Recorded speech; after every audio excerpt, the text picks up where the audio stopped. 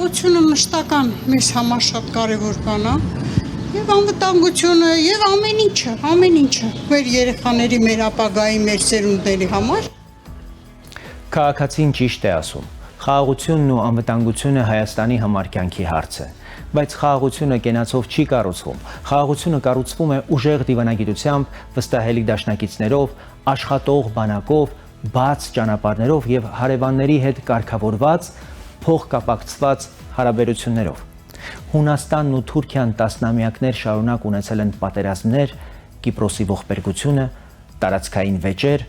ռազմական բախումների վտանգ, բայց նույնիսկ այդ պայմաններում նրանք չփակեցին դիվանագիտության դուռը։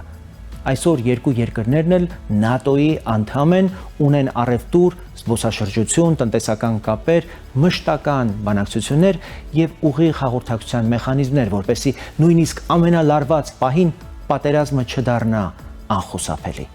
Սա շատ կարևոր դաս է Հայաստանի համար։ Հարևանների հետ խնդիր ունենալը դեռ չի նշանակում դատապարտված լինել անվերջ պատերազմի։ Խաղաղությունը չի նշանակում մոռանալ պատմությունը կամ հրաժարվել արժանապատվությունից։ Խաղաղությունը նշանակում է ստեղծել այնպիսի հարաբերություններ, որտեղ պատերազմի գինը բոլորի համար դառնում է չափազանց բարձր։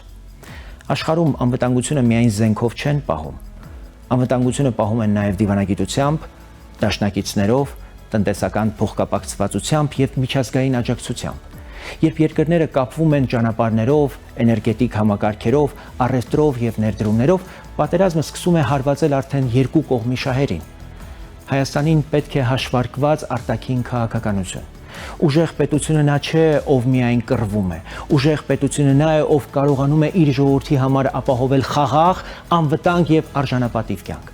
Հունիսի 7-ին քվեարկիր համար 18-ին։ Հանուն հանրապետության, հանուն անվտանգության։